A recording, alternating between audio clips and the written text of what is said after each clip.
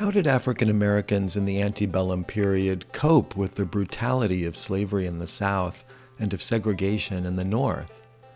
Today I'd like to share a few short passages that explore this topic in historian Alan Taylor's book, American Republics, A Continental History of the United States, 1783 to 1850.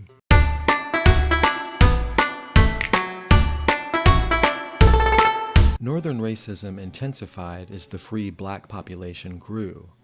A French visitor, Alexis de Tocqueville, noted, "The prejudice of race appears to be stronger in the states that have abolished slavery than in those where it still exists."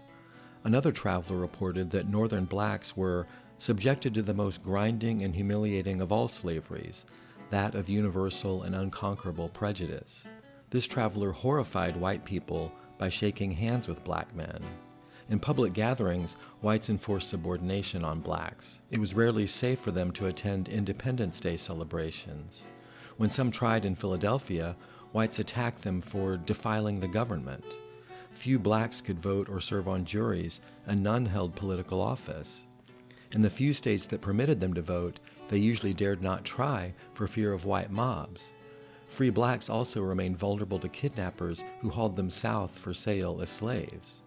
Denied access to public education and better-paying jobs, most blacks worked as stevedores, sailors, barbers, bootblacks, domestic servants, and laundresses. A young man despaired, "Shall I be a mechanic? No one will employ me. White boys won't work with me. Shall I be a merchant? No one will have me in his office. White clerks won't associate with me. Drudgery and servitude, then, are my prospective portion."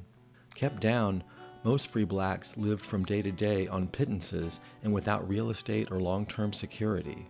Discrimination forced them to cluster together in the least desirable neighborhoods and to avoid crowds of white people as sources of violence.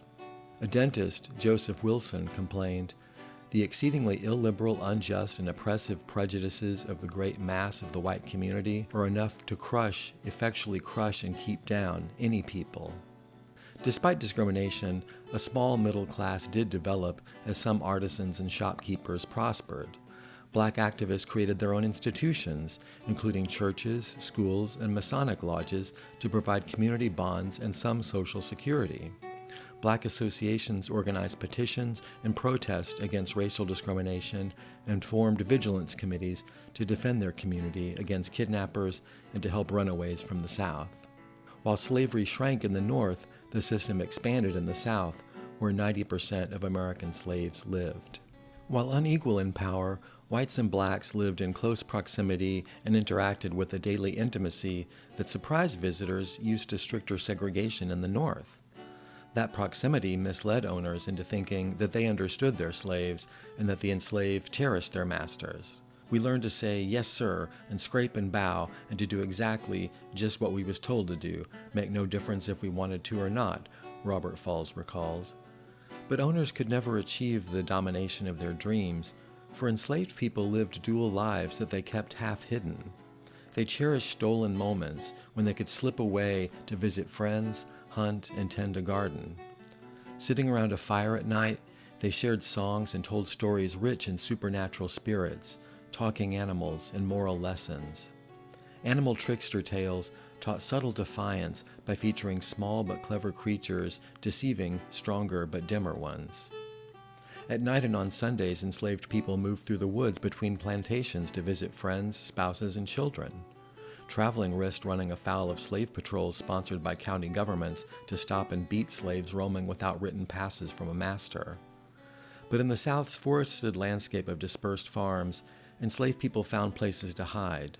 While brutal, slave patrollers were also negligent, often lounging in taverns rather than watching the roads.